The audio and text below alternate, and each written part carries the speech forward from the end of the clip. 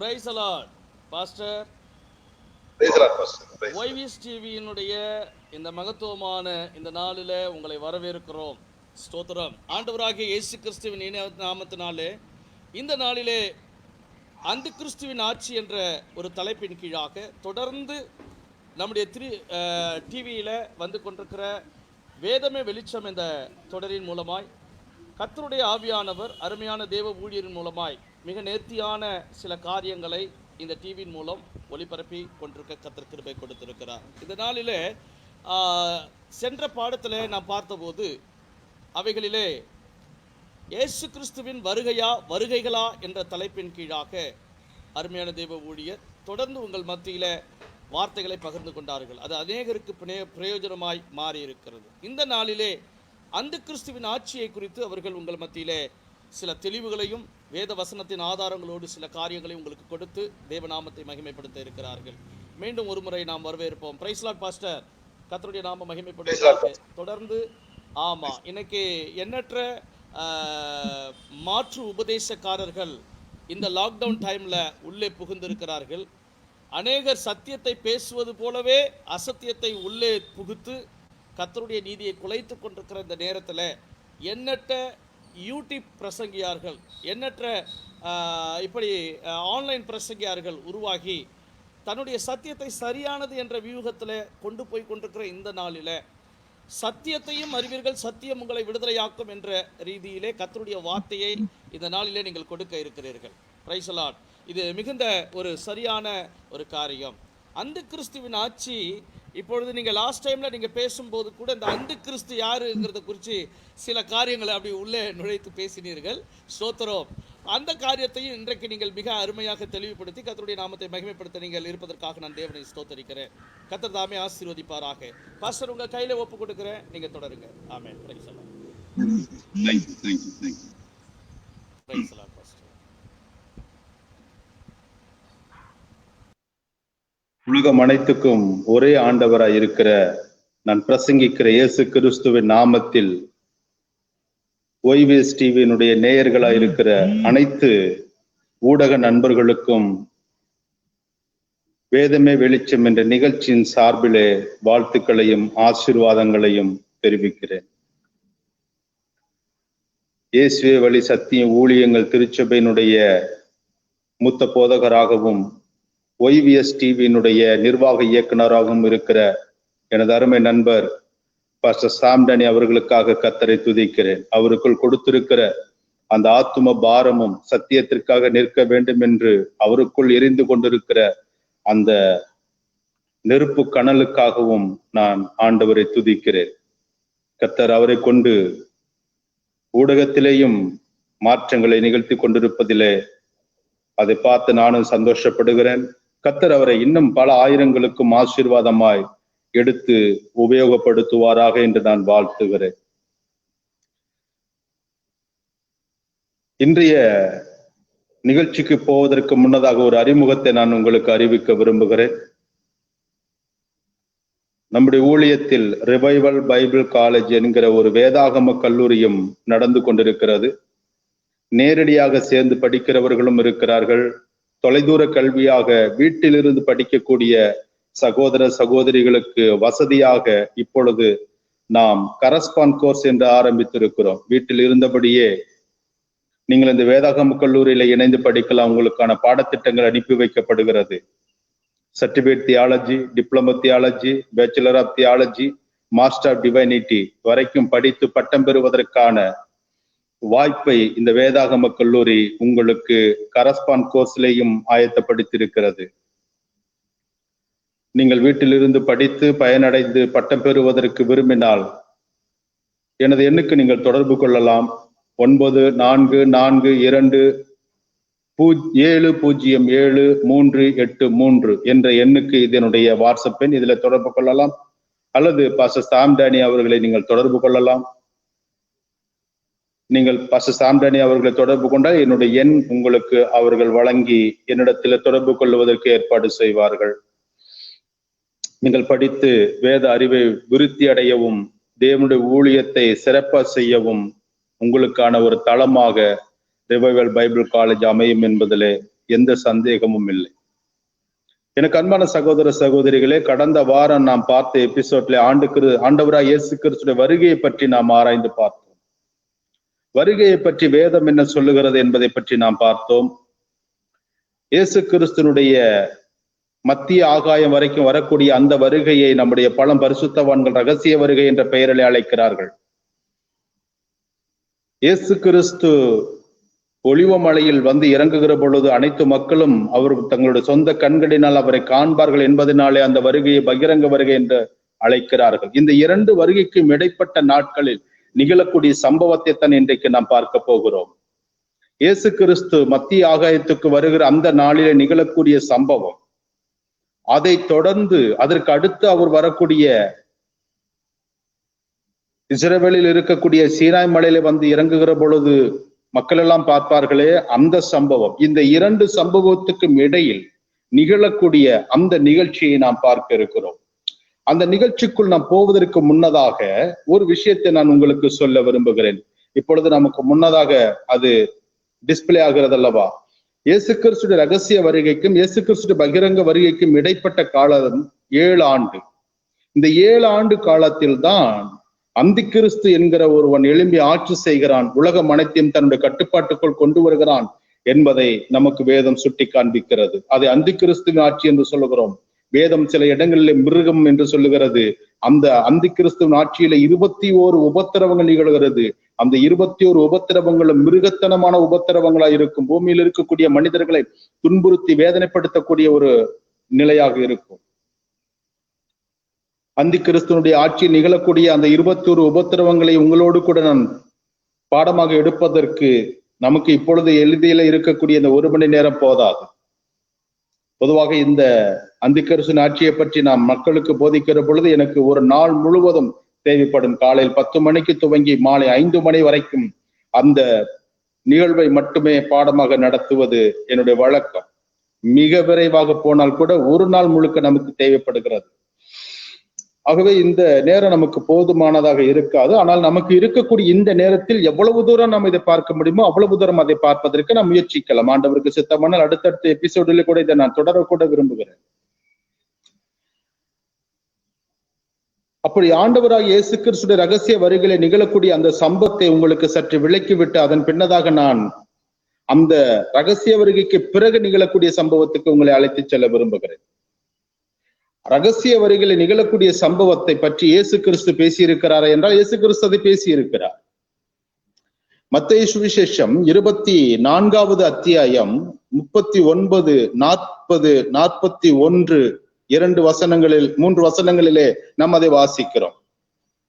நீங்கள் வேதாகமத்தில் இருக்கக்கூடிய விஷயங்களை குறிப்பெடுக்கக்கூடிய பழக்கம் இருக்குமேயானால் உங்கள் வேதாகமத்தை திறந்து பார்ப்பதற்கு ஒரு பொழுது நீங்கள் சோம்பேறியா இருக்கக்கூடாது.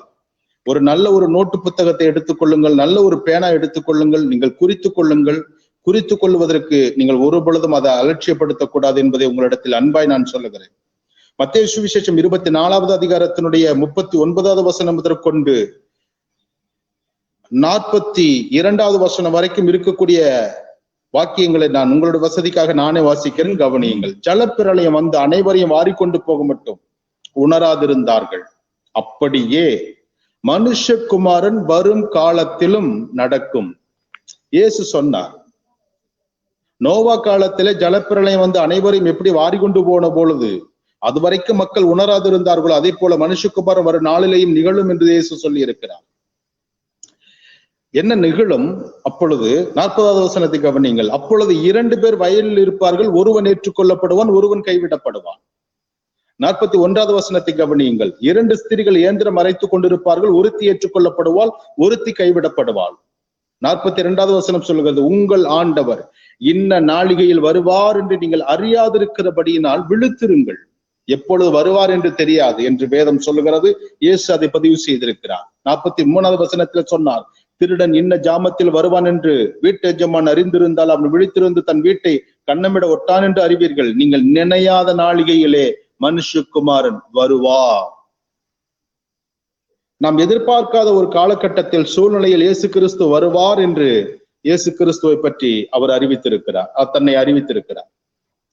ஆனால் வருகிற பொழுது என்ன நிகழும் என்பதை பற்றி சொல்லியிருக்கிறார். ஒருவர் ஏற்றுக்கொள்ளப்படுவார், ஒருவர் கைவிடப்படுவார். ஒருத்தி ஏற்றுக்கொள்ளப்படுவாள், ஒருத்தி கைவிடப்படுவாள். ஆக ஏற்றுக்கொள்ளப்படுதலும் கைவிடப்படுதலும் இயேசு கிறிஸ்து வருகையின் போது நடக்கும். அப்படியானால் ஒரு கூட்ட மக்கள் ஏற்றுக்கொள்ளப்படுவார்கள், ஒரு கூட்ட மக்கள் கைவிடப்படுவார்கள். யார் ஏற்றுக்கொள்ளப்படுவார்கள், யார் கைவிடப்படுவார்கள் என்று பகுத்து பார்க்கிற பொழுது, ஆண்டவராகிய இயேசு கிறிஸ்துடைய இரத்தத்தினால் கழுவப்பட்டு பரிசுத்தமாக்கப்பட்டு தன்னுடைய பாவங்கள் எல்லாம் மன்னிக்கப்பட்டு இயேசு கிறிஸ்துவை தேவனாக ஏற்றுக்கொண்டு அவரை ஆராதித்து அவருடைய சத்தியத்தை அறிந்து கொண்டு அதை பின்பற்றின அனைத்து தேவ பிள்ளைகளும் அன்றைக்கு இயேசுவின் வருகையில் எடுத்துக்கொள்ளப்படுவார்கள். ஆனால் சுவிசேஷம் அறிவிக்கப்படுகிற இந்த காலகட்டத்தில் எனக்கு சுவிசேஷம் வேண்டாம், இயேசு கிறிஸ்துனுடைய சுவிசேஷ செய்தி எனக்கு வேண்டாம், எனக்கு ரட்சிப்பு வேண்டாம், மனம் திரும்புதல் வேண்டாம், பாவ மன்னிப்பு வேண்டாம், இயேசு கிறிஸ்துடைய அந்த கல்வாரி புண்ணியத்தை நான் விசுவாசிக்க மாட்டேன் என்று தன் இருதயத்தில் கடின உள்ளத்தோடு இருக்கக்கூடிய மனிதர்கள் அந்த நாட்களில் கைவிடப்படுவார்கள். எந்த மனிதனுடைய பாவங்கள் மன்னிக்கப்பட்டு இருக்கிறதோ அந்த மனிதன் அன்றைக்கு எடுத்துக்கொள்ளப்படுவான். எந்த மனிதனுடைய பாவங்கள் மன்னிக்கப்படவில்லையோ, இயேசு கிறிஸ்துனுடைய இரத்தத்தினால் கழுவப்படவில்லையோ, அந்த கல்வாரி புண்ணியத்தை ஏற்றுக்கொள்ளவில்லையோ, இயேசுவை ஆராதிக்கவில்லையோ, இயேசுவின் அடிச்சுவடுகளை பின்பற்றவில்லையோ, அத்தனை ஜனங்களும் அன்றைக்கு கைவிடப்படுவார்கள். அந்த கைவிடப்படக்கூடிய ஒரு கூட்டம் இந்த உலகத்திலே வாழ்ந்து கொண்டிருக்கும். அந்த கைவிடப்பட்ட கூட்டத்துக்கு இந்த உலகத்திலே நிகழக்கூடிய சம்பவத்தை தான் இன்றைக்கு உங்களோடு கூட பகிர்ந்து கொள்ள விரும்புகிறேன். இந்த செய்தியை கேட்கிற ஒவ்வொரு தெய்வ பிள்ளைகளிடத்திலையும், இந்த செய்தியை கேட்கிற இயேசுவை ஏற்றுக்கொள்ளாத சகோதரனிடத்திலும் சகோதரியிடத்திலையும் நான் மிகவும் அன்போடு பட்சத்தோடு உங்களுடைய முன்பாக நின்று நான் வேண்டி விரும்பி கேட்டுக்கொள்ளுகிறேன். இயேசு கிறிஸ்து இந்த உலகம் அனைத்துக்கும் ஒரே தேவனாக இருக்கிறார். அவர் ஒருவர் மாத்திரம்தான் தேவன். உலகத்தில் இருக்கிற மனு குலத்தை ரட்சிப்பதற்கென்று தன்னுடைய சொந்த இரத்தத்தை இந்த மண்ணிலை சிந்தி மரித்த ஒரே தெய்வம் இயேசு கிறிஸ்து. அவர் மரித்து 3வது நாளிலே உயிரோடு எழுந்து இன்றைக்கும் பரலோகத்திலே பிதாவினுடைய வலது பரிசத்தில் அமர்ந்து உங்களுக்காகவும் எனக்காகவும் பரிந்து பேசிக் கொண்டிருக்கிறார். உலகம் அனைத்தும் இருக்கக்கூடிய அனைத்து மக்களுக்காகவும் அவர்களுடைய பாவங்களுக்காக இரத்த சிந்தி மரித்தவர் இயேசு. இயேசு கிறிஸ்து என்பவர் கிறிஸ்தவர்களுக்கான தெய்வம் அல்ல. இயேசு கிறிஸ்து என்பவர் கிறிஸ்தவர்களுக்கு மட்டும் உரிமையான தெய்வம் அல்ல. உலகத்தில் இருக்கிற ஒவ்வொரு மனிதனுக்கும் இயேசு கிறிஸ்துவே தேவனாய் இருக்கிறார். இயேசு கிறிஸ்து இரத்த சிந்தியது ஏதோ கிறிஸ்தவ மக்களுடைய பாவங்களுக்காக மட்டும் என்பதை நினைத்து விடக்கூடாது. இந்த உலகத்திலே பிறந்திருக்கிற ஒவ்வொரு மனிதனுக்காகவும், பாவத்தில் விழுது போன ஒவ்வொரு மனிதனுக்காகவும் இயேசு தன்னுடைய இரத்தத்தை இந்த மண்ணிலே சிந்தி இருக்கிறார். ஆகவே அவர் மறுக்க முடியாத, மறைக்க முடியாத, தவிர்க்க முடியாத ஒரு தெய்வம். அவரை நீங்கள் சொந்த இரட்சகராக ஏற்றுக்கொள்ள வேண்டும் என்று உங்களிடத்திலே சொல்லுகிறேன். கிறிஸ்தவ மதத்துக்கு மாறுவதல்ல, கிறிஸ்தவ மதத்துக்கு நீங்கள் மாற வேண்டாம். கிறிஸ்தவம் என்பது ஒரு மதமும் அல்ல.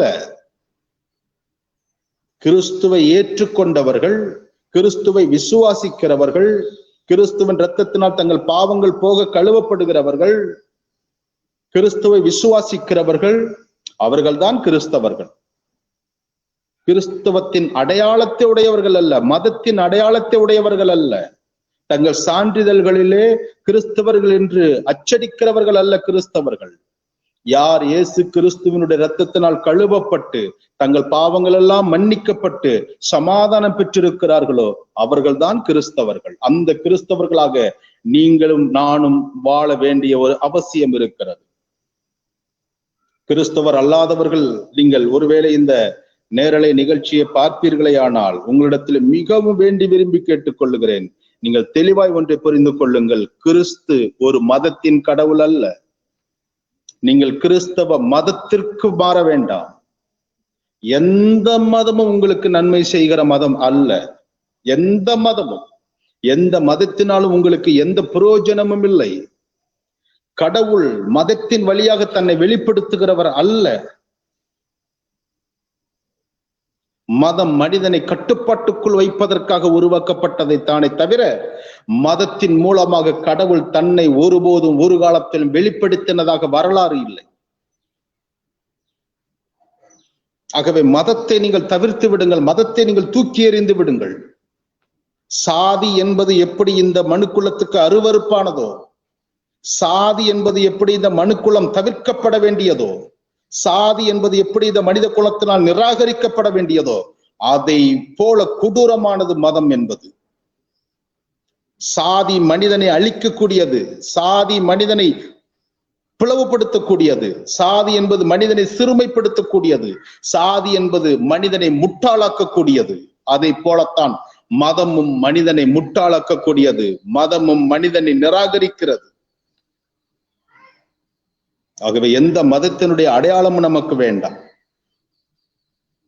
கிறிஸ்தவ மதத்தின் அடையாளம் கூட நமக்கு வேண்டாம். கிறிஸ்து மட்டுமே நம்முடைய அடையாளமாக இருக்கட்டும் என்பதுதான் வேதம் உங்களுக்கு காண்பிக்கிற இயேசு. அந்த இயேசுவை நீங்கள் சொந்த இரட்சகராக ஏற்றுக்கொள்ள வேண்டும் என்று உங்களிடத்தில் மிகுந்த பட்சமாய் கேட்கிறேன், மிகுந்த பணிவோடு கேட்கிறேன். வேண்டி விரும்பி உங்கள் சகோதரனாய் நான் உங்களுக்கு உங்களிடத்தில் இதை முன்வைக்கிறேன். ஒருவேளை இயேசு வேண்டாம் என்று புறக்கணிக்கக்கூடிய ஒரு கூட்ட மக்கள் இருக்கிறார்களே, அவர்களுக்கு என்ன நிகழ போகிறது என்பதை பற்றி தான் இன்றைய வேத ஆராய்ச்சியிலே உங்களுக்கு அழைத்து செல்ல நான் விரும்புகிறேன். அப்படி கைவிடப்படுகிறவர்கள், இயேசு வேண்டாம் என்று இந்த நாட்களிலே புறக்கணிக்கப்படுகிறவர்கள், இயேசுவை நீங்கள் வேண்டாம் என்று சொன்னால் இயேசு கிறிஸ்து அருளுகிற பாவ மன்னிப்பை நீங்கள் வேண்டாம் என்று சொல்லுகிறீர்கள். இயேசு கிறிஸ்து அருளுகிற அந்த பாவ மன்னிப்பை நீங்கள் வேண்டாம் என்று சொல்லுகிற பொழுது நீங்கள் உங்கள் பாவத்திலேயே மரிக்கக்கூடிய ஒரு அபாயகரம் ஏற்படுகிறது. பாவத்தோடு மரிக்கிற மனிதன் பரலோகத்துக்கு போக முடியாது. ஒன்றை நான் மீண்டும் வலியுறுத்தி சொல்ல விரும்புகிறேன். எல்லா மதங்களுமே பரலோகத்தை குறித்தும் நரகத்தை பற்றியும் சொல்லுகிறது. எல்லா மதங்களும் என்ன சொல்லுகிறது? ஒரு மனிதன் நல்லவனாக இருந்தால் அவன் மோட்சத்துக்கு போகிறான், சொர்க்கத்துக்கு போகிறான், பரலோகத்துக்கு போகிறான். ஒரு மனிதன் பாவம் செய்தால் அவன் நரகத்துக்கு போகிறான் என்று சொல்லுகிறது. ஆனால் கிறிஸ்து மட்டும்தான் நீங்கள் பாவம் செய்தாலும் இயேசு கிறிஸ்து இரத்தத்தினால் கழுவப்படுகிற பொழுது நீங்கள் பாவங்கள் மன்னிக்கப்பட்டு பரலோகத்துக்கு வர முடியும் என்று சொல்லுகிறது. அதனால தான் இயேசுவை பற்றி வேதம் சொல்லுகிறது, அந்த நாட்களில் அவரை குறித்து ஒரு அடைமொழி கொடுக்கப்பட்டது, அவர் பாவிகளின் சிநேகிதன் என்று. காரணம், பாவம் செய்கிற மனிதன் கூட, பாவம் செய்த மனிதன் கூட இயேசு கிறிஸ்துவின் இரத்தத்தினால் கழுவப்பட்டு ரட்சிக்கப்படுகிற பொழுது அவன் பரலோகத்தினுடைய பிரஜையாக மாறிவிடுகிறான். இந்த பாக்கியம் வேறு எந்த மதத்திலையும் உங்களுக்கு அருளப்படவில்லை. மீண்டும் சொல்லுகிறேன், சாதி என்பது எப்படி அருவருப்பானதோ மதம் என்பது அவ்வளவு அருவருப்பானது. சாதிக்கு பின்னாக நீங்கள் போகக்கூடாது என்று எப்படி நம்முடைய சமூக சிந்தனை சொல்லுகிறதோ அதே போல மதத்திற்கு பின்னாகவும் போகாதிருங்கள், அது உங்களை அழித்து விடும். அது அருவருப்பான ஒன்று. கிறிஸ்தவ மதத்தையும் நீங்கள் ஏற்காதிருங்கள். கிறிஸ்தவம் என்பது மதம் அல்ல. கிறிஸ்துவை விசுவாசிக்கிறவர்கள் தான் கிறிஸ்தவர்களை தவிர கிறிஸ்தவ மதத்தை உடையவர்களாய் இருப்பது கிறிஸ்தவர்கள் அல்ல. என் அன்பு சகோதர சகோதரிகளே,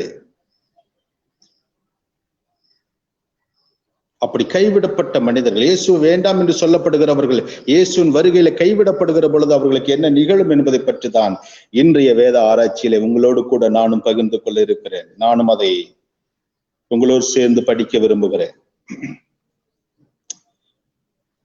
அந்த ஆராய்ச்சிக்கு போவதற்கு முன்னதாக புதிய ஏற்பாட்டினுடைய பின்னணியை நான் உங்களுக்கு சொல்ல விரும்புகிறேன். புதிய ஏற்பாட்டில் 27 புத்தகங்கள் தொகுக்கப்பட்டிருக்கிறது.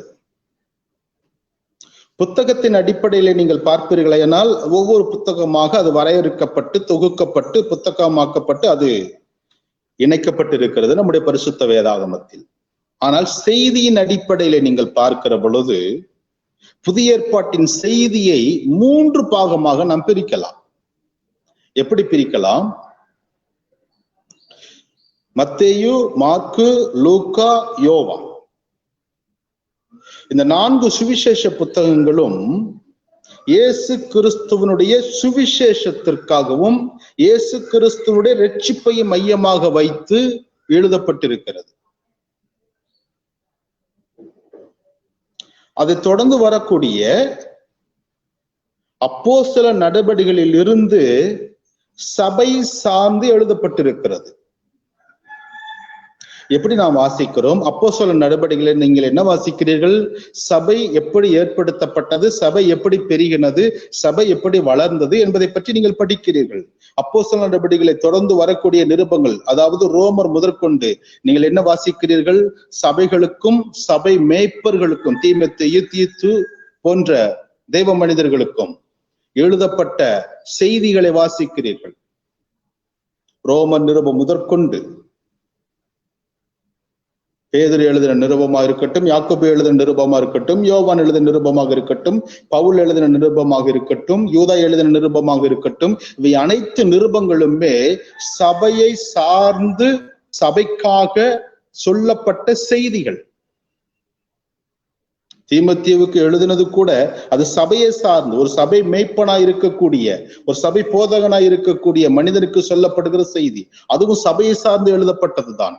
சபையை எப்படி விசாரிக்க வேண்டும், சபையில் இருக்கக்கூடிய முதியோர்களை எப்படி நடத்த வேண்டும், இளம் பிள்ளைகளை எப்படி நடத்த வேண்டும், விதவைகளை எப்படி நாம் கண்காணிக்க வேண்டும், வழி நடத்த வேண்டும், இப்படிப்பட்ட விஷயங்களை எல்லாம் எப்படி போதிக்க வேண்டும், துரு உபதேசக்காரர்களை எப்படி எதிர்க்க வேண்டும், இப்படியெல்லாம் எழுதப்பட்டதுதான் அந்த நிருபங்கள் எல்லாமே.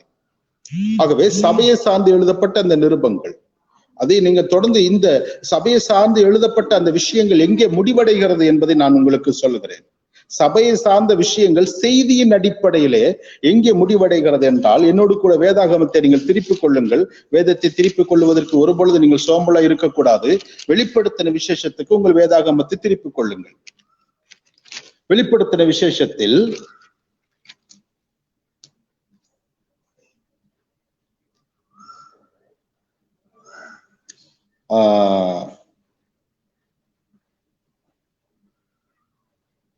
முதல் 3 அதிகாரங்களை நாம் பார்க்கிறோம். அங்கே சபைகளுக்கென்று சர்தை சபை, பிலதெல்பியா சபை, இப்படி லவோதிக்கேயா சபை, இப்படி சபைகளுக்கென்று சொல்லப்படுகிற செய்திகளையும் நீங்கள் வெளிப்படுத்தின விசேஷத்திலே நாம் வாசிக்கிறோம்.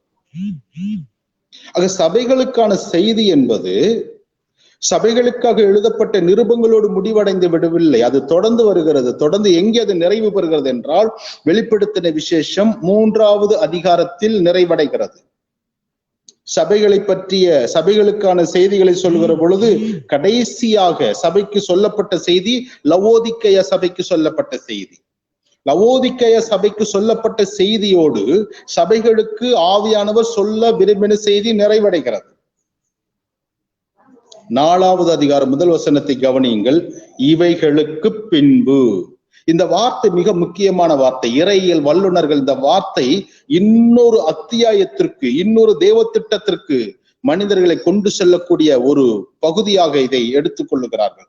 இவைகளுக்கு பின்பு என்றால் எவைகளுக்கு பின்பு என்ற ஒரு கேள்வி வருகிறது அல்லவா? அப்படியானால் எவைகளுக்கு பின்பு? சபைகளுக்கான செய்திகளுக்கு பிறகு, அதாவது சபைகளுக்கு பின்பு, சபையின் காலத்துக்கு பின்பு நிகழக்கூடிய சம்பவங்களை 4வது அத்தியாயத்துக்கு பிறகு நாம் வாசிக்கிறோம்.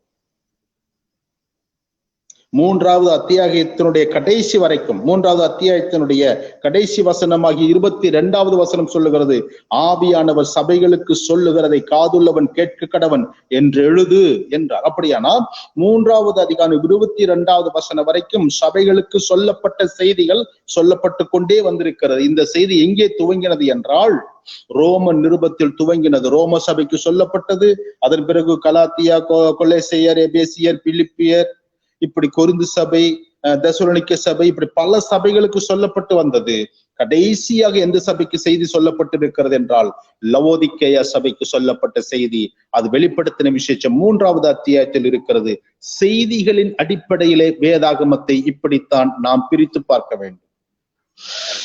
ஆக இவைகளுக்கு பின்பு என்றால் சபைகளின் காலத்துக்கு பின்பு நிகழக்கூடிய சம்பவம். சபையின் காலம் எப்பொழுது நிறைவடைகிறது என்றால், இயேசு கிறிஸ்துவினுடைய வருகையின் போது ஒருவர் எடுத்துக் கொள்ளப்படுகிறார், ஒருத்தர் கைவிடப்படுகிறார் என்று நாம் மத்தேயு சுவிசேஷத்தில் 24வது அத்தியாயத்தில் வாசித்தோம் அல்லவா? அந்த சம்பவத்தோடு சபையின் காலம் நிறைவடைகிறது. ஒருவர் ஏற்றுக்கொள்ளப்படுகிறார், ஒருத்தர் கைவிடப்படுகிறார். கவனித்து பாருங்கள் எனக்கு அன்பான தேவனுடைய பிள்ளைகளே. ஒரு கூட்ட மக்கள் எடுத்துக் கொள்ளப்படுகிறார்கள். யார் எடுத்துக் கொள்ளப்படுகிறார்கள்? ரட்சிக்கப்பட்டு பிதா, குமாரன், பரிசுத்த ஆவியின் நாமத்திலே ஞானஸ்நானம் பெற்று தேவன் தன்னை வைத்திருக்கிற திருச்சபையிலே ஐக்கியப்பட்டு அங்கு போதிக்கப்படுகிற வேத சத்தியங்களுக்கு கீழ்ப்படிந்து அதன்படி நடந்து தேவனுக்கு பிரியமான வாழ்க்கை வாழக்கூடிய மனிதன் அன்றைக்கு எடுத்துக் கொள்ளப்படுகிறான். எனக்கு ரட்சிப்பு வேண்டாம், ஞானஸ்தானம் வேண்டாம், எனக்கு சபை வேண்டாம், எனக்கு போதகம் வேண்டாம், சத்தியம் வேண்டாம் என்று சொல்லுகிற மனிதன் அன்றைக்கு எடுத்துக்கொள்ளப்பட முடியாது. நாம் வீம்பு பேசிக் கொண்டிருக்கலாம். நம்முடைய வீம்பு பேச்சும் நம்முடைய ஞான பேச்சும் தேவனால் அங்கீகரிக்கப்படாதது. வருகையிலே நீங்கள் எடுத்துக்கொள்ளப்பட வேண்டுமேயானால் சபையை தேவன் எடுத்துக்கொள்ளப்படுகிற பொழுது, சபை என்று சொன்னால் ரட்சிக்கப்பட்ட தேவ பிள்ளைகளுடைய கூட்டம். அப்படியானால் ரட்சிப்பு என்பது கட்டாயம் நமக்கு இருக்க வேண்டும். ஒரு சபை கூடுகை என்பது இருக்க வேண்டும். ஒரு மேய்ப்பன் என்பவர் இருக்க வேண்டும். சபையின் ஒழுங்குகள், வேதாகமத்தினுடைய போதனைகள், இவைகளை கை கொண்டு தேவனுக்கு பிரியமாய் வாழ வேண்டும். தேவனுடைய சத்தியத்துக்கு கீழ்ப்படிய வேண்டும். தேவனுடைய சத்தியத்திற்கு நீங்கள் எதிர்த்து நிற்கக்கூடாது. தேவனை எதிர்க்கக்கூடாது. தேவனுடைய ஊழியக்காரர்கள் வேதத்தின் சத்தியத்தை உங்களுக்கு போதிக்கிற பொழுது அதற்கு கீழ்ப்படிந்து நடக்க வேண்டும். அது கீழ்ப்படிவது உங்களுக்கு கடினமாக இருக்குமே, ஆனால் இந்த சத்தியத்திற்கு எனக்கு கீழ்ப்படிவதற்கு கடினமாக இருக்கிறது, எனக்காக ஜெபம் பண்ணி கொள்ளுங்கள் என்று நீங்கள் சொல்லலாமே தவிர மற்றபடி எதிர்த்து நிற்கக்கூடாது. சத்தியத்திற்கு எதிர்த்து நிற்கக்கூடாது.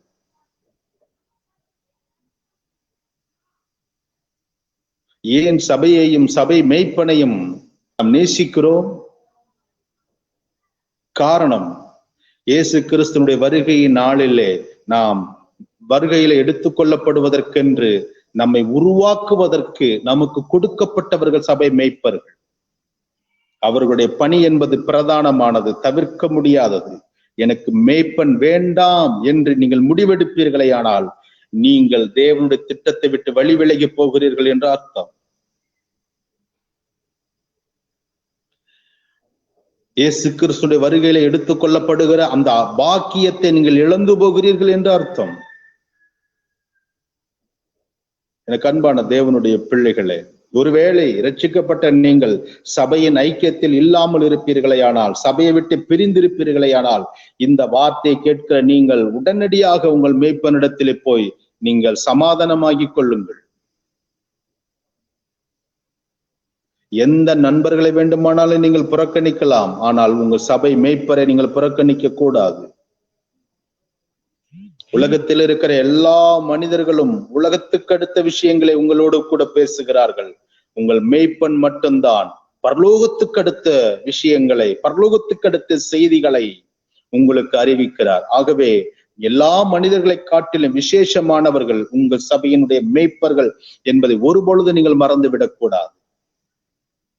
உங்கள் மேல் இருக்கிற அன்பின் நிமித்தம் உங்களிடத்தில் தாழ்மையோடும் பணிவோடும் நடந்து கொள்ளுகிற காரணத்திற்காக அவர்களை நீங்கள் அற்பமாக எண்ணிவிடக்கூடாது.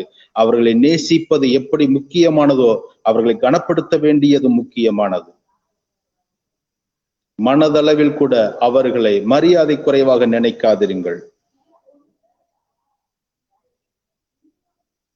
சபை எடுத்துக்கொள்ளப்படுகிறது. சபை எடுத்துக்கொள்ளப்பட்ட பிறகு நான் ஏற்கனவே சொன்னேன் அல்லவா, மத்தேயு சுவிசேஷத்துல 24வது அத்தியாயத்துல நான் வாசித்த ஒரு கூட்ட ஜனம் கைவிடப்படும் என்று.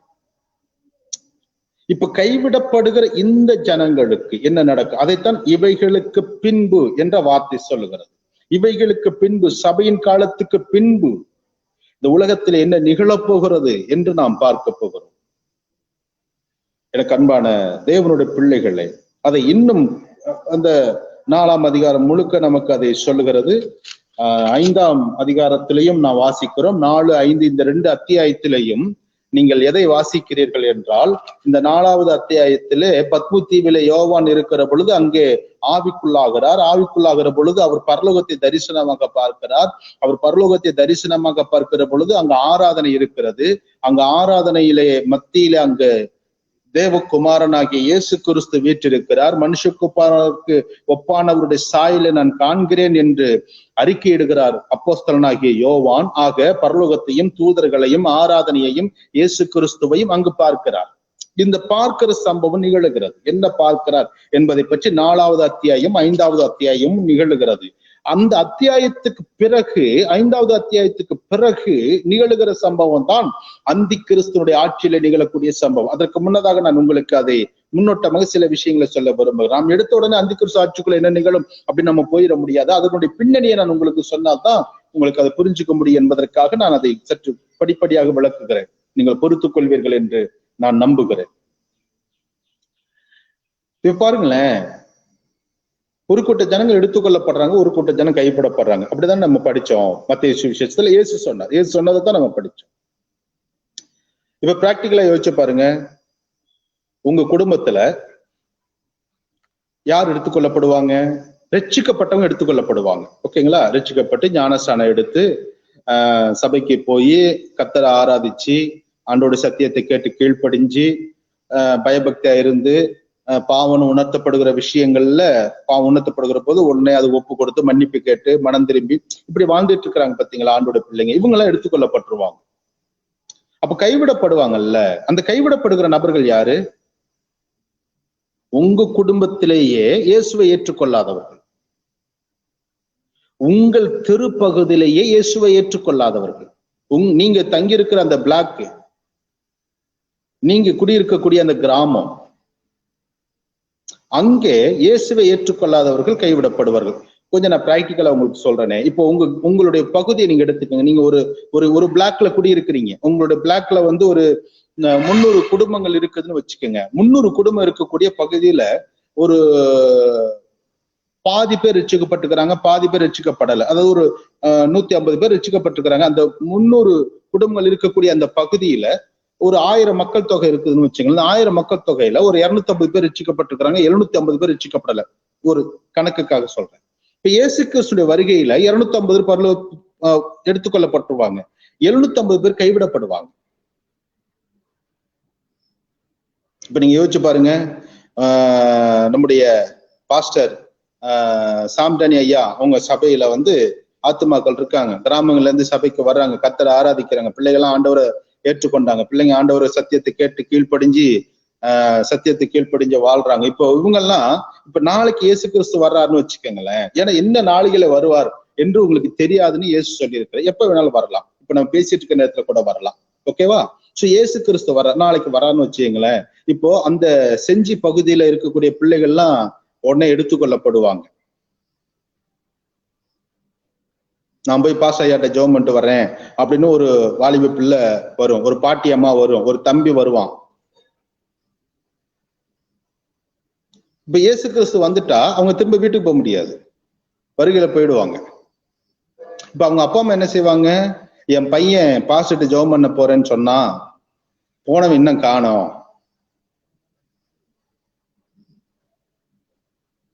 ஒருவேளை ஞாயிற்றுக்கிழமை காலையில ஆராதனை நடத்திட்டு இருக்கும் போது ஆண்டவர் வந்துட்டாரு, சபையில இருக்கிற பிள்ளைகள்லாம் அப்படி எடுத்துக்கொள்ளப்பட்டுருவாங்க, எல்லாம் போயிடுவாங்க. இப்ப சபைக்கு போகாம வீட்டுல உட்கார்ந்துருந்தாங்க பாத்தீங்களா ரட்சிக்கப்படாதவங்க, இயேசு வேணாம், ஆராதனை வேண்டாம், எனக்கு சபை வேண்டாம், இப்படி எல்லாம் சொன்னவங்க இருக்காங்க பாத்தீங்களா, அவங்க வீட்டுல உட்கார்ந்துருப்பாங்க. 12 மணிக்கு ஆராதனை முடியும், 12:30 வரைக்கும் வீட்டுக்கு வரமாட்டாங்க, 1 மணிக்கு வரமாட்டாங்க, 2 மணிக்கு வரமாட்டாங்க, 3 மணிக்கு வரமாட்டாங்க.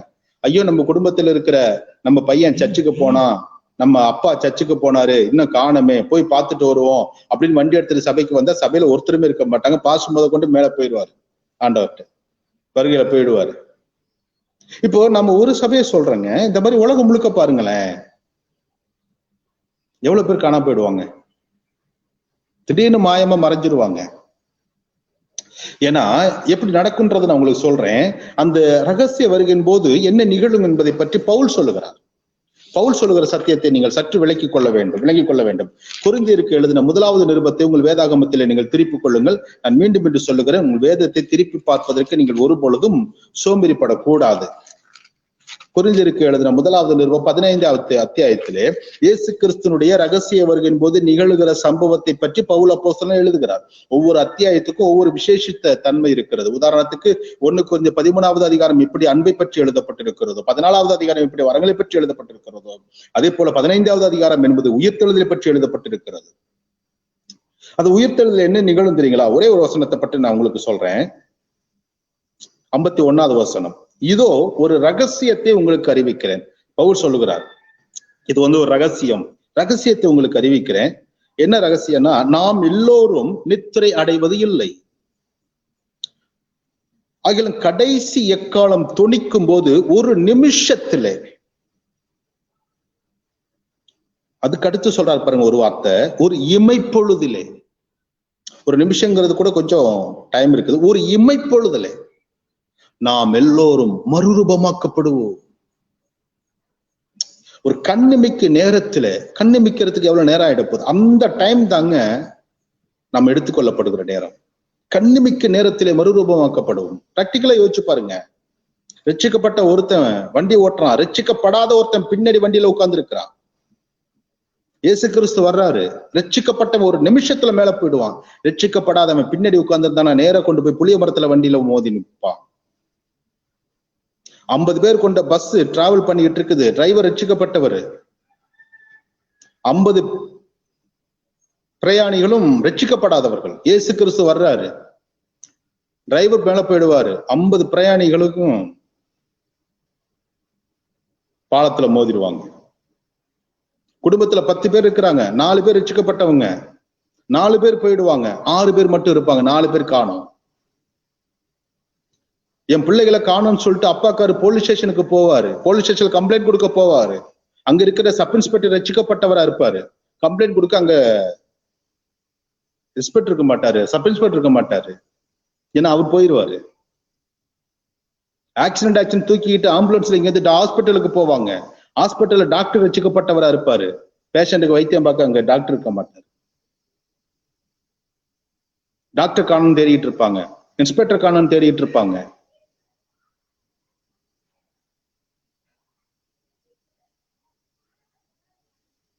ஊர் தலைவர்கிட்ட சொல்லலாம்னு போவாங்க, ஊர் தலைவர் ரட்சிக்கப்பட்டவரா இருந்தாருன்னா அவரும் போயிடுவாரு.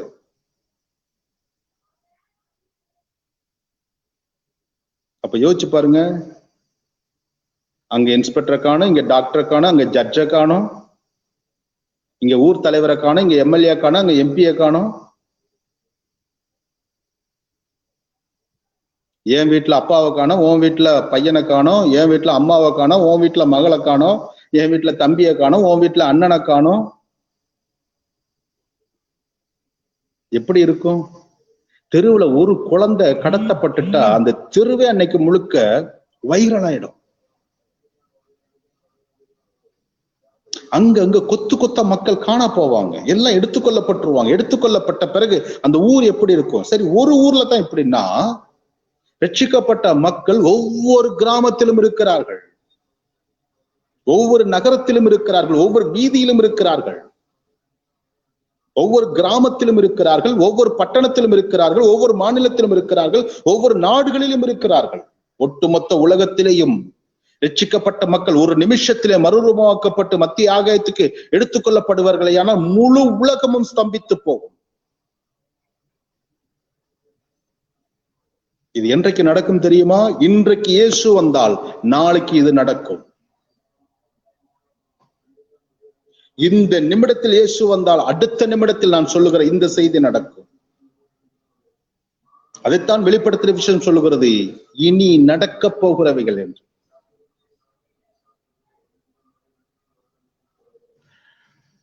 முழு உலகமும், என் குடும்பத்துல 2 பேர் காணும், உன் குடும்பத்துல 4 பேர்த்த காணும், அவன் குடும்பத்துல 5 பேர்த்த காணும். இந்த ஸ்கூலுக்கு போன இடத்துல 100 பிள்ளைங்க இருந்தாங்க, அதுல 40 பிள்ளைகளை காணும். வேலை செஞ்சுக்கிட்டு இருந்தாங்க. நினைச்சு பாருங்க, லிப்ட் ஓட்டிக்கிட்டே இருக்கிறோம், லிப்ட் போயிட்டே இருக்குது, கீழே இருந்து மேல போயிட்டே இருக்குது. திடீர்னு அந்த லிப்ட் ஆப்ரேட் பண்றவன் ரட்சிக்கப்பட்டவனா இருந்து போயிட்டான்னு வச்சுங்களேன், பிளைட் போயிட்டே இருக்குது, பைலட் ரட்சிக்கப்பட்டவரா இருந்துட்டு போயிச்சான்னு வச்சுங்களேன், பைலட் அப்படியே போயிடுவாரு, பிளைட் மட்டும் டைவ் அடிச்சுக்கிட்டு வரும். சரி கவனிங்க, இது நாம் சிரிப்பதற்காக சொல்லலைங்க, இது நிகழப்போற சம்பவம். இயேசு கிறிஸ்துனுடைய வருகை ரகசிய வருகை என்று சொல்லுகிறோம் அல்லவா? இன்ன சாமத்தில் அவர் வருவார் என்று உங்களுக்கு அறியாது என்று இயேசு சொன்னார் அல்லவா? மத்திய ஆகாயத்துக்கு அவர் வருகிற பொழுது இந்த பூமியில நிகழக்கூடிய ஒரு அபாயகரமான சம்பவத்தை பற்றி தான் நகைச்சுவையோடு உங்களிடத்தில் நான் சொல்லிக் கொண்டிருக்கிறேன். இதை நகைச்சுவையோடு எடுத்துக்கொள்ளாதிருங்கள், இதில் இருக்கிற ஆழத்தையும் அதில் இருக்கக்கூடிய ஆபத்தையும் நீங்கள் உணர்ந்து கொள்ள வேண்டும் என்று நான் விரும்புகிறேன். இந்த செய்தியை கேட்கிறேன் அன்பு தேவனுடைய பிள்ளைகள் ஒவ்வொருவருக்கும் நான் உங்களிடத்தில் ஒன்றை வைக்கிறேன். இதுவரைக்கும் உங்கள் வாழ்க்கையில இயேசு கிறிஸ்துவை சொந்த இரட்சகராக நீங்கள் ஏற்றுக்கொள்ளாமல் இருப்பீர்களே, ஆனால் இன்றைக்கு உங்கள் வாழ்க்கையை இயேசு கிறிஸ்துவுக்கு அர்ப்பணியுங்கள். அவர் ஒரு மதத்தின் கடவுள் அல்ல. உங்கள் பாவங்களை மன்னிப்பதற்காக மனித அவதாரம் எடுத்து சிலுவையிலே தன்னுடைய வாழ்க்கையும் முழுமையும் ஒப்பு கொடுத்து இரத்தத்தை சிந்தி மரித்த ஒப்பற்ற ஒரே தெய்வம் இந்த உலகத்தில் உங்களுக்காக இருக்கிறார் என்றால் அவர் நான் பிரசங்கிக்கிற இயேசு கிறிஸ்து மட்டுமே. அவரை தவிர வேறு தெய்வம் இந்த உலகத்தில் இல்லை. ஒரிஜினாலிட்டிக்கு போலிகள் நிறையாக இருக்கும் என்பதை போல உண்மையான தெய்வத்துக்கு மாற்றாக போலிகள் நிறையாக இந்த பூமியிலே மனிதர்களால் உருவாக்கப்பட்டிருக்கிறது. கதாபாத்திரங்களாக, கற்பனைகளாக, புராணங்களாக, இதிகாசங்களாக உருவாக்கப்பட்டிருக்கிறது. அவைகளை நம்பி ஏமாந்து நீங்கள் பெற்றுக்கொள்ளக்கூடிய அந்த மகா பெரிய வெளியேற பெற்ற அந்த பாவ மன்னிப்பை நீங்கள் இழந்து போகாதிருங்கள். ரட்சிப்பை இழந்து போகாதிருங்கள். ரட்சிப்பும் பாவ மன்னிப்பும் பரிசுத்த வாழ்க்கையும் உங்கள் வாழ்க்கையிலே நீங்கள் பெற்றுக்கொள்ள வேண்டிய அரிய பொக்கிஷங்கள், அதை இழந்து விடாதிருங்கள். அதிலே தான் உங்கள் சமாதானம் இருக்கிறது. அதிலே தான் உங்கள் ஆசீர்வாதங்கள் இருக்கிறது. அந்த ரட்சிப்புக்குள் தான், அந்த ரட்சிப்பினுடைய மகிமைக்குள் தான் உங்களுக்கான சமாதானமும் ஆசீர்வாதமும் ஆரோக்கியமும் அடங்கி இருக்கிறது.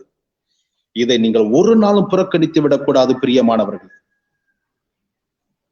அப்படி ஏற்றுக்கொள்கிற பொழுது, அப்படிப்பட்ட ஒரு சூழ்நிலை நிலவுகிற பொழுது என்ன நடக்கும் அப்படின்னு நீங்க நினைச்சீங்கன்னா, அப்பதான் ஒருத்தர் எந்திரிப்பாங்க. அவன் என்ன செய்வான், இந்த கைவிடப்பட்ட மக்களை எல்லாம் அப்படியே ஒருங்கிணைப்பான்.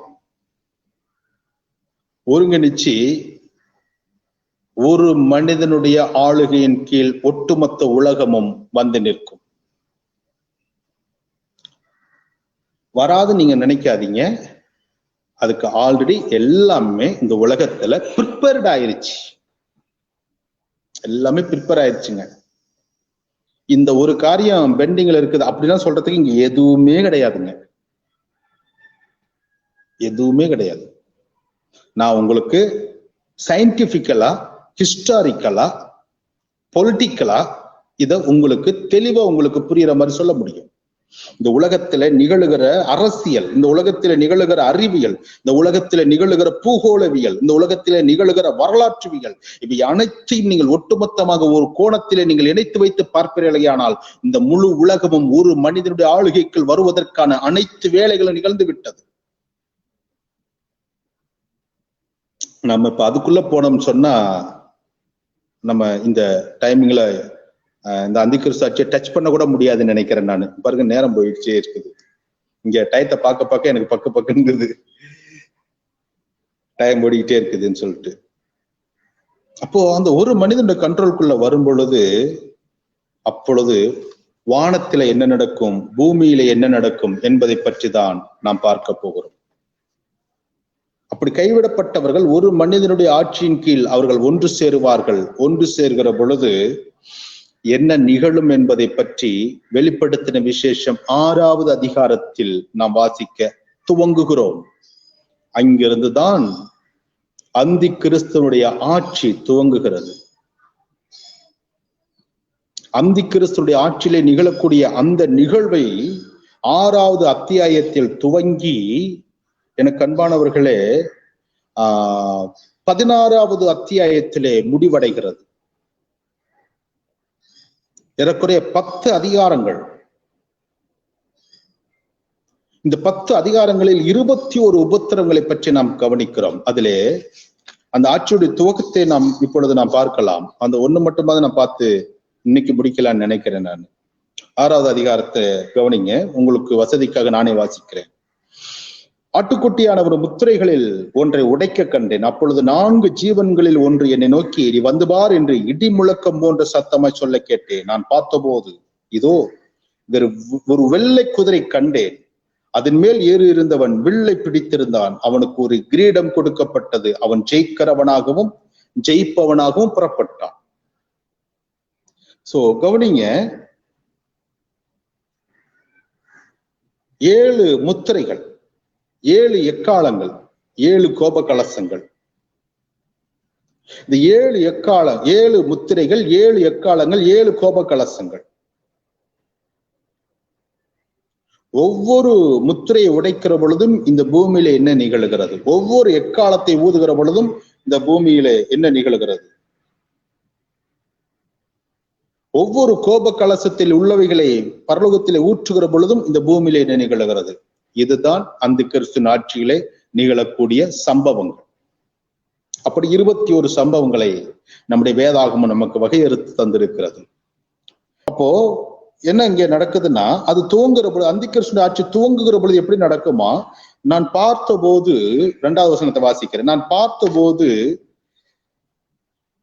ஒரு வெள்ளை குதிரையை கண்டேன். வெள்ளை குதிரை என்பது எதற்கு அடையாளம் என்றால் சமாதானத்தினுடைய அடையாளம். அதன் மேல் ஏறி இருந்தவன் வில்லை பிடித்திருந்தான். முரண்பாடா இருக்குல்ல, சமாதானத்துக்கு வர்றவனு கையில வில்லு எதுக்கு? அவனுக்கு ஒரு கிரீடம் கொடுக்கப்பட்டது. கிரீடம் யாருக்கு கொடுப்பாங்க? ராஜாவுக்கு, அரசனுக்கு. அவன் ஜெயிக்கிறவனாகவும் ஜெயிப்பவனாகவும் புறப்பட்டான். அப்படின்னா அவனுடைய ஆட்சி காலத்துல அவன் ஜெயிக்கிறவனா இருப்பான். அவனை யாரும் ஜெயிக்க முடியாது. யார? அந்த கிறிஸ்துவ. ஏனென்றால் இந்த 7 ஆண்டுகளும் அந்த கிறிஸ்துடைய ஆட்சிக்கு ஒப்பு கொடுக்கப்பட்ட ஆண்டு. அவனிடத்துல தேவன் ஒப்பு கொடுக்கிறார். நீங்க நியாயாதிபதிகள் புத்தகத்துல நீங்க படிச்சு பாத்தீங்கன்னா, இஸ்ரவேல் ஜனங்கள் எப்பொழுதெல்லாம் தேவனை விட்டு பின்வாங்கினார்களோ அப்பொழுதெல்லாம் அவர்கள் அந்நிய ஜாதியினிடத்தில் ஒப்பு கொடுக்கப்படுவார்கள். அந்நிய ஜாதியினர் அவர்களை உபத்திரவப்படுத்துவார்கள். அமலேக்கியர்கள், பெலிஸ்தியர்கள், அம்மோனியர்கள், மோவாபியர்கள், இவர்கள் எல்லாம் அன்றைக்கு இருந்த இஸ்ரவேல் ஜனங்களுக்கு சத்துருக்களானவர்கள். இந்த சத்துருக்கள் கையில தேவன் அவர்களை ஒப்பு கொடுப்பார். ஒப்பு கொடுக்கிற பொழுது அவர்களை உபத்திரவப்படுத்துவார். ஆக தேவனுடைய பிள்ளைகள் எப்பொழுதெல்லாம் கீழ்ப்படியாதவர்களாய் போனார்களோ அப்பொழுதெல்லாம் அவர்கள் அந்நிய ஜாதியிடத்திலே ஒப்பு கொடுக்கப்பட்டதை போல இப்பொழுது தேவனுக்கு கீழ்ப்படியாமல் வாழ்ந்து கொண்டிருக்கக்கூடிய ஒவ்வொரு தெய்வ பிள்ளைகளும் ஒன்றை நினைத்துக் கொள்ளுங்கள். உங்களை அதிசீக்கிரத்திலே அந்த கிறிஸ்துவின் ஆட்சியிலே அவர் உங்களை ஒப்பு கொடுக்கக்கூடிய அபாயம் அவருக்கு ஏற்படுகிறது, அபாக்கியம் ஏற்படுகிறது. இன்றைக்கு நீங்கள் சத்தியத்துக்கு கீழ்ப்படியாவிட்டால், இயேசுவை பின்பற்றாவிட்டால், இயேசு கிறிஸ்துவின் வருகைக்கு பிறகு உங்கள் வாழ்க்கையானது அந்த கிறிஸ்துவனிடத்தில் ஒப்பு கொடுக்கப்படும்.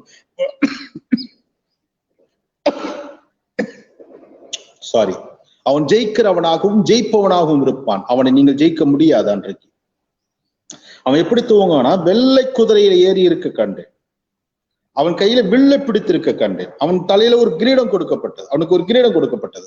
அப்படின்னா என்ன? அவன் எப்படி இருப்பான்? ஒரு அரசனா இருப்பான், ஆட்சி செய்கிறவனா இருப்பான். ஒரு பகுதியை மட்டுமல்ல, முழு உலகத்தையும். அப்போ வெள்ளை குதிரையில வில்ல பிடிச்சிருந்தான். அப்படின்னா இது என்ன விதமான சமாதானம்? ஒரு போலியான சமாதானம். வில்ல பிடிச்சு வர்றவன் யுத்தத்துக்கு வருவான், சண்டை போட வருவான், அழிப்பதற்கு வருவான். ஆக அந்தி கிறிஸ்து அழிப்பதற்கென்று ஒரு போலியான சமாதான முகத்திரையோடு அவன் வருகிறான். சமாதானம் செய்கிறவனை போல, நல்லவனை போல, பரிசுத்தவானை போல, நல்லது செய்கிறவனை போல, நன்மையை பயிற்றுவிக்கிறவனை போல தன்னை காண்பித்து அவன் கையிலே வில்லை வைத்திருக்கிறான். கொல்லுவதற்கு வருகிறான். அவன் எப்படி அந்த 7 ஆண்டுகளிலேயும் மக்களை கொல்லுகிறான் என்பதை பற்றி தான் நாம் தொடர்ந்துச்சியாக அடுத்தடுத்த பகுதிகளிலே பார்க்க விரும்பலாம், தேவனுக்கு சித்தமானார். வெள்ளை குதிரை, ஒரு போலியான முகம், நல்லது செய்கிறவனை போல,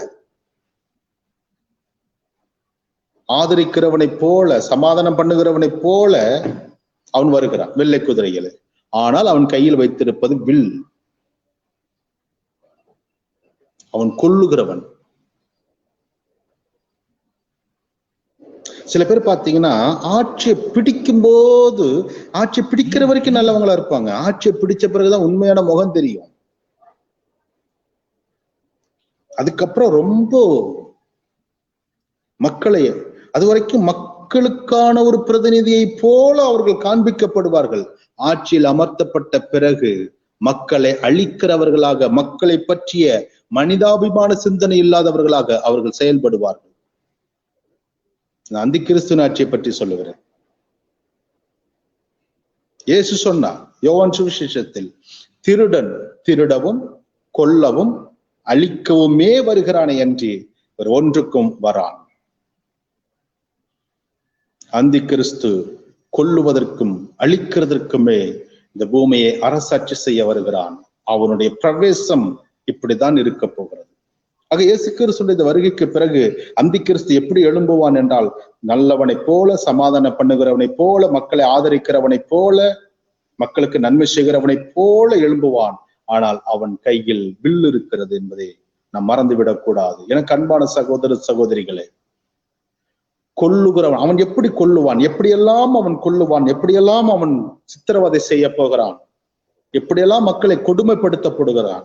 நீங்கள் இந்த வெளிப்படுத்தின விசேஷத்தை நீங்கள் படிப்பீர்களேயானால், மிருகம் என்று அவன் வேதம் சொல்லுகிறது. அப்படியானால் என்ன அர்த்தம்?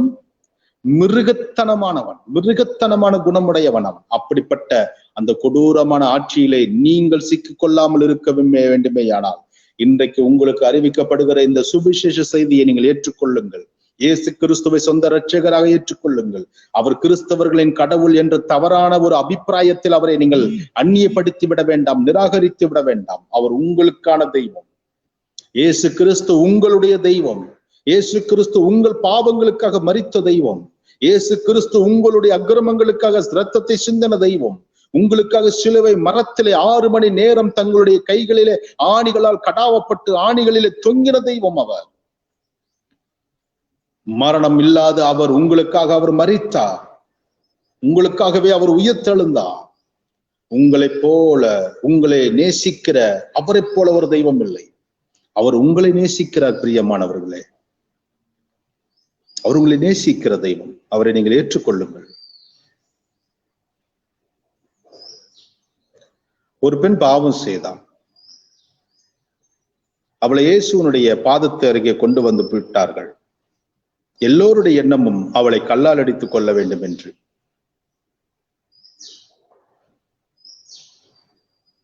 ஆனால் இயேசுவினுடைய எண்ணம் அவளை எப்படியாவது காப்பாற்றி அவள் பாவங்கள் மன்னிக்கப்பட வேண்டும் என்று. உலகத்தில் இருக்கிற எல்லா மதங்களும் குற்றம் செய்கிறவர்களை கல்லால் அடிக்க எண்ணுகிறது. இயேசு கிறிஸ்து மட்டும்தான் பாவம் செய்தவர்களை எப்படியாகிலும் அதிலிருந்து அவர்களை காப்பாற்றி அவர்களை பரிசுத்தப்படுத்த வேண்டும் என்று நினைக்கிற தெய்வம் அவர்.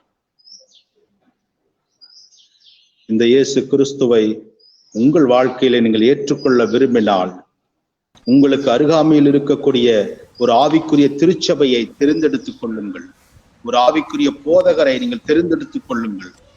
ஆராதனைக்கு அங்கு நீங்கள் முறையாக சென்று தேவனை ஆராதனை செய்யுங்கள். அங்கு உங்களுக்கு சொல்லப்படுகிற பரிசுத்த வேதாகமத்தின் சத்தியத்துக்கு செவி கொடுங்கள். தேவனுடைய வார்த்தைக்கு கீழ்ப்படிந்து, உங்கள் மேய்ப்பனுடைய அன்புக்கு கீழ்ப்படிந்து தேவனுடைய பிள்ளைகளாய் தொடர்ந்து வாழுங்கள். அந்தி கிறிஸ்துடைய ஆட்சியிலே நீங்கள் சிக்கிக் கொள்ளாமல், அதற்கு முன்னதாக நிகழப்போகிற அந்த ரகசிய வருகையிலே நீங்களும் எடுத்துக்கொள்ளப்பட்டு எப்பொழுதும் தேவனுடைய பிள்ளைகளாய், தேவனுடையவர்களாய், தேவனுடைய சமூகத்திலே ஆனந்தமான மகிழ்ச்சியான ஒரு வாழ்க்கையை வாழுவீர்கள் என்று உங்களை வாழ்த்தி ஆசீர்வதித்து இந்த நேரலையை நிறைவு செய்கிறேன். மீண்டும் அடுத்த வாரம் புதன்கிழமை இதனுடைய தொடர்ச்சியாக அந்தி கிறிஸ்துடைய ஆட்சியில நிகழப்போகிற அந்த உபத்திரவத்தை பற்றி உங்களோடு பகிர நான் விரும்புகிறேன்.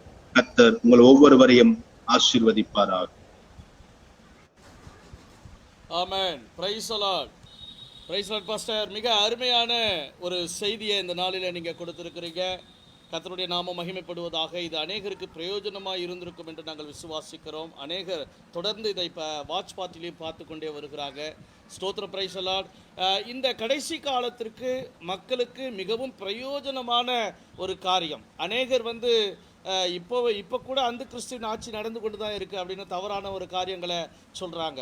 அது மாத்திரமல்ல, இது 7 ஆண்டு காலம் உபத்திரவ காலத்துக்குள்ளே நம்ம வந்துட்டோம். முதல் 3 வருஷம் முடிஞ்சிருச்சு, அடுத்த 3 வருஷத்துக்குள்ளாக நம்ம இருக்கிறோம் அப்படிங்கிற தவறான காரியத்தை மக்களிடம் பரப்பி கொண்டிருக்கிறாங்க. நாம் கிருபையின் காலத்தில் கடைசி நேரத்திற்குள்ளாக வந்துவிட்டோம். சபை எடுத்துக்கொள்ளப்பட மிக ஆயத்தமாக இருக்கிறது என்பதை மிக தெளிவாக நல்ல வேத ஆதாரத்தோடு நீங்கள் நிரூபித்திருக்கிறீர்கள். அது மாத்திரமல்ல, இப்பொழுதே இதுதான் இரட்சணிய நாள், இதுதான் அனுக்கிரக காலம். இந்த நாளிலே இயேசு கிறிஸ்துவை யாரெல்லாம் ஏற்றுக்கொள்ள வருகிறார்களோ அவர்களுக்கு ஒரு பிரதான ரட்சிப்பு உண்டு. அவர்களும் அந்த பரலோக ராஜ்யத்தை எட்டி பிடிக்க முடியும் என்ற நோக்கத்தோடு நீங்கள் மிக அழகாக இந்த வார்த்தைகளை எங்கள் மத்தியிலே பகிர்ந்து கொண்டிருக்கீங்க பாஸ்டர். மிக்க நன்றி. நாம் இந்த தொடர்ச்சியை தொடர்ந்து நாம் கொண்டு போவோம். அநேகருக்கு இது பிரயோஜனமாக மாறும் என்று நாங்கள் விசுவாசிக்கிறோம்.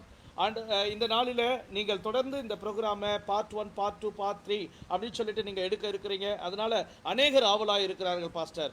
மிக்க நன்றி. நாங்கள் உங்களுக்காகவும் உங்கள் குடும்பங்களுக்காகவும் உங்கள் ஊழியங்களுக்காகவும் ஜெபிக்க கடமைப்பட்டிருக்கோம் பாஸ்டர். மிக்க நன்றி. ஆமென். Praise the Lord. அருமையான நண்பர்களே, இந்த நாளிலே அந்த கிறிஸ்துவின் ஆட்சி என்ற தலைப்பில் அருமையான தேவ மனிதர் நம்மத்திலே மிக அழகாக தெளிவாக தேவ வார்த்தையை பகிர்ந்திருக்கிறார்கள். இது உங்களுக்கு பிரயோஜனமாக இருந்திருக்கும் என்று நாங்கள் விசுவாசிக்கிறோம். தொடர்ந்து இந்த நிகழ்ச்சியை நீங்கள் பாருங்க. கர்த்தர் உங்கள் மத்தியிலும் ஒரு பெரிய காரியங்களை செய்ய காத்திருக்கிறார். அநேகர் உங்கள் மூலமாய் தேவனுடைய ரட்சிப்புக்கு நேராக வருவதற்கு இந்த நிகழ்ச்சி உங்களுக்கு ஏதுவாக இருக்கும் என்று நாங்கள் விசுவாசிக்கிறோம். பலகீன பாண்டத்தோடு மிகவும் போராட்டத்தோடு சத்தியத்தை அறியாதபடி இருக்கிற அநேகருடைய வாழ்க்கையிலும் கூட இந்த சத்தியங்கள் அவர்களை தூக்கி எழுப்பவும் ஆண்டவருடைய நீதிக்கு நேராக வழிநடத்தவும் இது பிரயோஜனமாக இருக்கும் என்று நாங்கள் நம்புகிறோம். மீண்டும் இன்று மாலை நாங்கள் உங்களை சந்திக்கிறோம். அந்த நிகழ்ச்சி கிறிஸ்தவர்கள் எப்படி வாழ வேண்டும் என்ற நிகழ்ச்சியில் அருமையான தேவ மனிதர் தாயப்பன் அவர்கள் உங்களுடைய இணைய இருக்கிறார்கள். தொடர்ந்து செபியுங்கள். கர்த்தர் உங்கள் மத்தியிலே பெரிய காரியங்களை செய்வாராக. ஈவினிங் நான் உங்களை சந்திக்கும் வரை உங்களிடமிருந்து விடைபெறுவது உங்கள் பாஸ்டர் சாம் டேனி. ஆமேன். Praise the lord. கர்த்தர் உங்களை ஆசீர்வதிப்பாராக. ஆமேன். ஆமேன். நன்றி பாஸ்டர். தேங்க்யூ. இன்னொரு நிகழ்ச்சியில நாம் சந்திப்போம். Amen. Praise the Lord. Thank you